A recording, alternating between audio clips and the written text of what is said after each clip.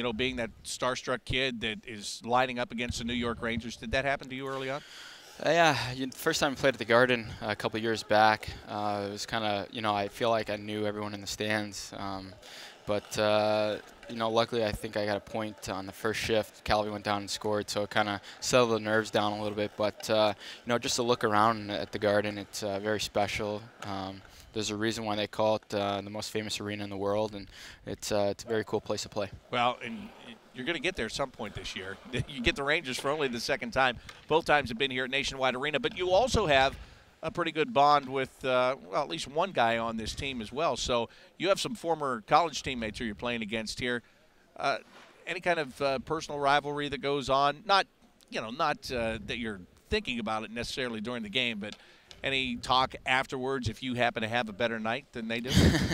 I guess there's always bragging rights after the game, but yeah, I have a lot of good buddies on this team. I still talk to them to this day.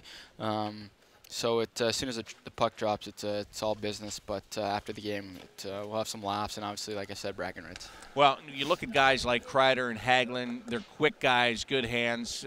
Much like you, they play a similar type of game.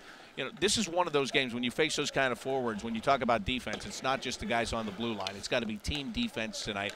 As a forward with defensive responsibilities, how do you help and slow them down? Yeah, they have a lot of offensive weapons, a lot of fast guys, and their D like to join the rush. We're the same. I feel like we just got to stay out of the box and play to our systems and eliminate their chances and just get in front of their forwards when they're getting some speed. But just stick to the game plan and we'll have success. All right, now you talked about staying out of the box, and you're right, and the last game is a prime example. But beyond that, what's going on with the other facets of the game? Because it seemed like you were in a mode there where you guys were forechecking, you were doing all those things that has made you successful the last couple of years, and now it hasn't totally disappeared, but the consistency hasn't seemed the same. Any idea what's going on there? I think we just need to get back to the basics.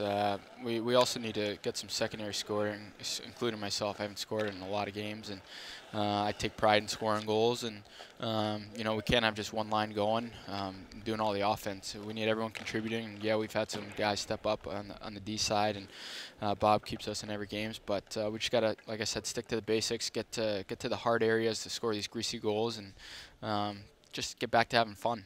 Yeah, and the shot totals have been low in a couple of games here, and that's one thing. But shot chances, the shots don't always tell the story, but the scoring chances, I think, have kind of diminished as well here.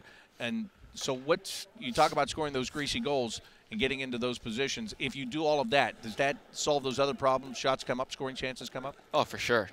When you're doing the right things in the defensive zone, it's going to lead to offensive zone time. And, just working hard, and that's really all you can control.